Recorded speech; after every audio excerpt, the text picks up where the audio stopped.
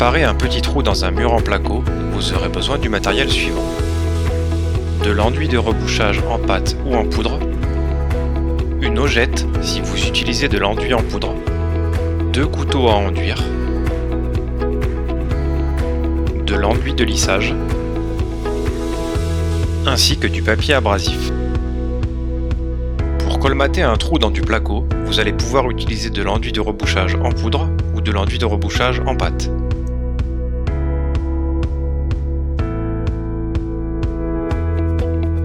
L'enduit de rebouchage en poudre est peu coûteux. Il est idéal pour les couches épaisses et permet de reboucher facilement les surfaces inégales. Cependant, son temps de préparation est plus long et il est nécessaire de l'appliquer directement pour éviter le séchage de la préparation. L'enduit de rebouchage en pâte est quant à lui directement prêt à l'emploi, facile à utiliser et permet d'éviter les pertes et le gaspillage. Son prix est cependant plus élevé que son homologue en poudre et le temps de séchage est plus long, ce qui le rend moins adapté pour les couches épaisses. Rebouchage avec l'enduit en poudre. Commencez tout d'abord par nettoyer et préparer la surface du trou. Munissez-vous de votre hojette et inclinez-la légèrement.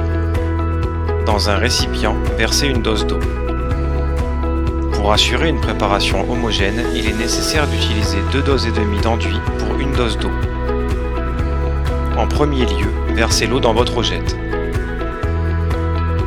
Versez ensuite la première dose d'enduit.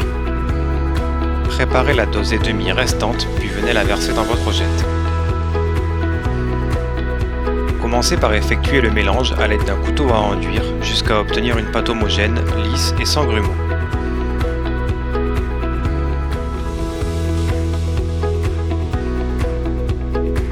Chargez une dose d'enduit sur votre couteau à enduire.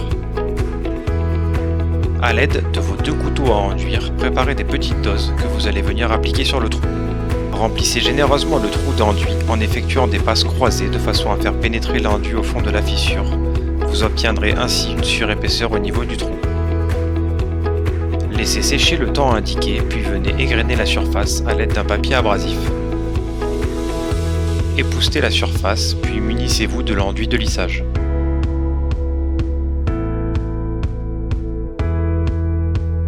Versez une dose sur votre couteau à enduire, puis préparez-la. Appliquez-la ensuite sur le trou en effectuant des passages croisés, puis laissez sécher totalement. Effectuez un égrenage complet de la zone à l'aide d'un papier abrasif.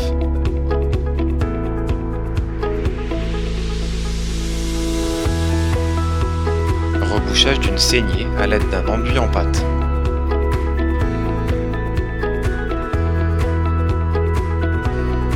Versez une dose d'enduit sur votre couteau à enduire, puis préparez-la à l'aide du second couteau de façon à obtenir une pâte souple. Appliquez généreusement l'enduit sur l'ensemble de la saignée en prenant soin de lisser après les passages, puis laissez sécher le temps indiqué. Une fois l'enduit sec, effectuez un égrenage de la saignée au papier abrasif. Nettoyez, puis venez appliquer l'enduit de lissage sur l'ensemble de la saignée.